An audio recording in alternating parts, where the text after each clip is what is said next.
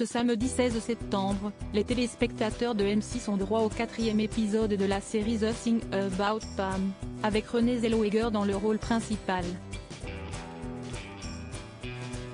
Une fiction inspirée d'une épouvantable histoire vraie, celle des meurtres de Louis Egon Pamberger et Betsy Faria par Pamu.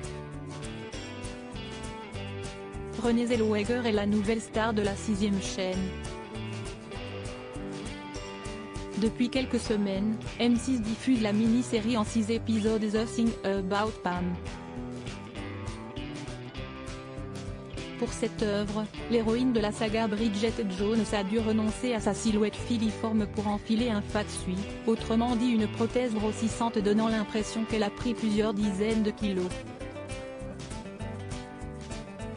Si l'actrice de 52 ans a dû entreprendre une telle métamorphose, si est-il pour ressembler le plus possible à la femme qu'elle incarne, Pamu, une ancienne gestionnaire en assurance vie condamnée pour le meurtre de Louis Egon Pamberger et soupçonnée de celui de son amie Betsy Faria, survenu quelques années plus tôt.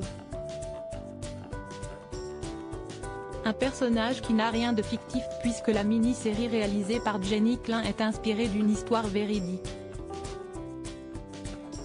La vraie Pamu est actuellement derrière les barreaux, condamnée à une peine d'emprisonnement à perpétuité. La vraie histoire de Pamu en 2016, Louis Egon Pamberger, qui souffrait de graves déficiences mentales et physiques, avait été abattu au domicile de Pamu à O'Fallon, dans le Missouri. Face au juré, l'accusé avait affirmé avoir tiré sur l'homme en état de légitime défense, après avoir été poursuivi et menacé d'un couteau.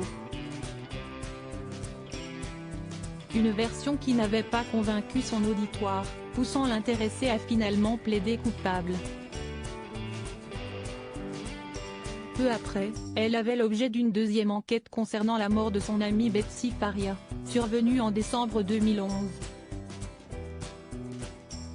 Le mari de cette dernière avait d'abord été reconnu coupable du meurtre, en novembre 2013, mais avait ensuite été réjugé et acquitté.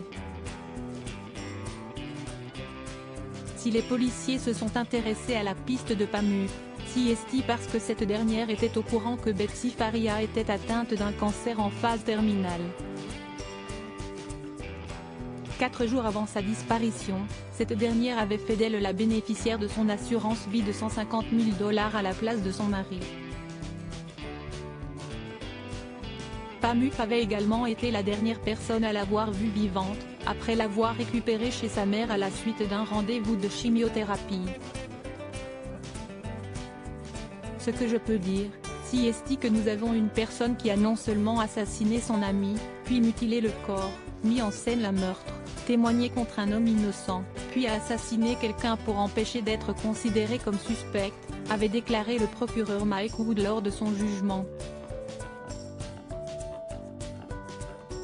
Il avait en effet été révélé par la suite que Louis Egon Pamberger, sa plus récente victime, était un potentiel témoin du meurtre de Betsy Faria.